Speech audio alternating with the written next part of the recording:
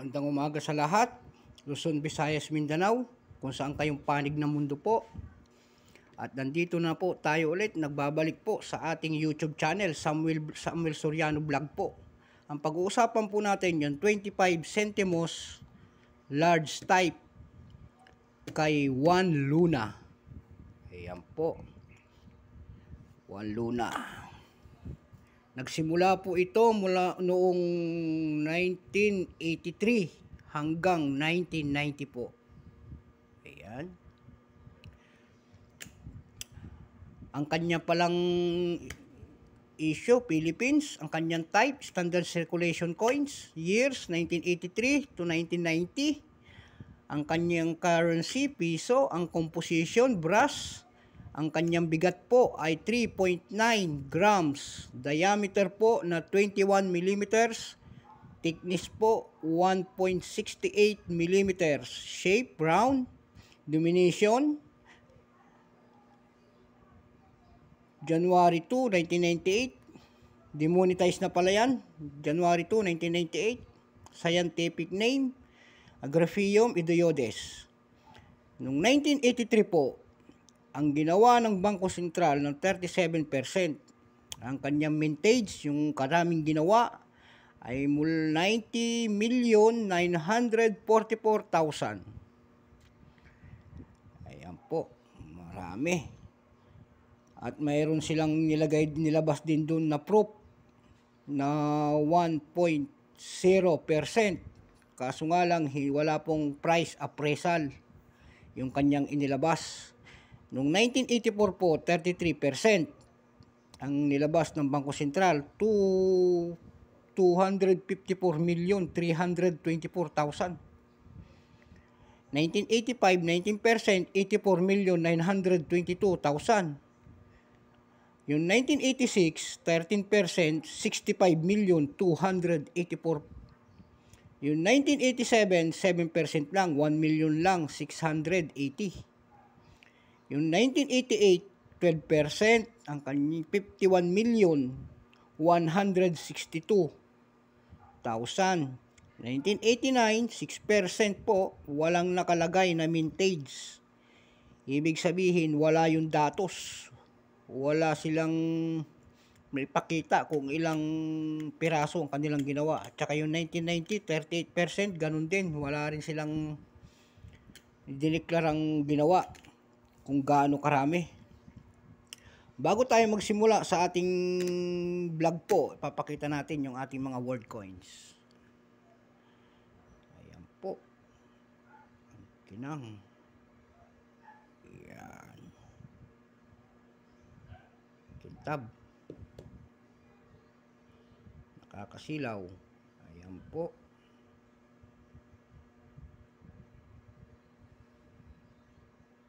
Pwede tayong manalamin. Malaking coins po ito, big size. Ayan po, yung 25 centimos large type. Ganyan siya kalaki.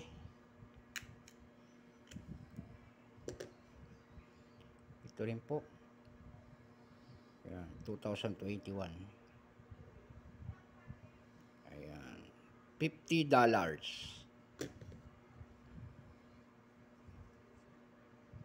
Ayan. Liberty.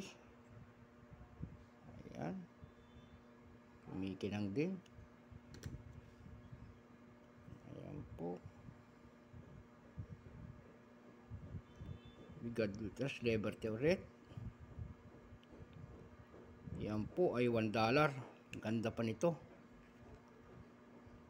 Year 1921. Simula na tayo sa ating paksa. Yung 1983 may price na po. Yung 1983 mayroon siyang presyo.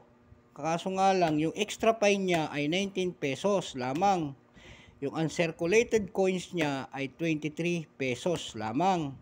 Yung 1984 ang kanyang almost uncirculated 16 pesos. Yung uncirculated niya po ay 16 pesos din. 1985 po, yung almost uncirculated niya is 33 pesos lamang. Yung uncirculated niya po 62 pesos. Yung 1986, 87 ay mayroon siyang price appraisal ng very fine ay 27 pesos. At saka yung very good niya ay 9 pesos lang. 1988 naman po, ang yung very fine niya ay 13 pesos. Yun lang po. Yung 1989 at saka 1990 ay wala pong price appraisal ng Bangko Sentral. Walang presyo. Ayan po. Magmula 1983 ito hanggang 1990. Ngayon naman, gusto kong bumili ng complete set.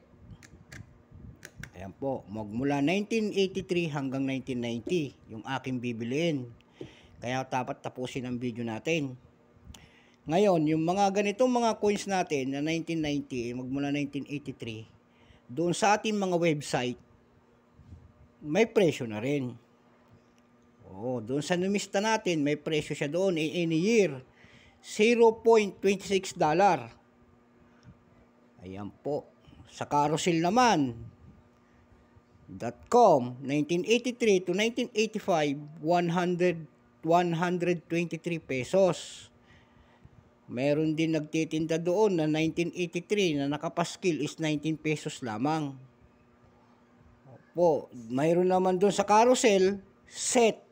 1983 hanggang 1990, ang benta niya lamang ay 100 pesos. Isang set na po yun. Yung kanyang binibenta sa coins natin na ito. Ayan. Nakalagay po, Republika ng Pilipinas, 1 Luna, in date, and mint mark, yung 1 Luna. Pag baliktad ho natin, ayan po, 25 centimo, paru-paro. Ayan po. Scientific naman nito ay Graphium Idaeudis po. Ganyan siya. Ito, kung sa pagbabasehan natin, itong aking 1990, kasi marami to, ayan, wala pang presyo. Wala pang appraisal price ng Bangko Sentral na inilalad nila rito sa coins na ito, 1990. Kaso nga lang, ang gaganda na 1990 ko.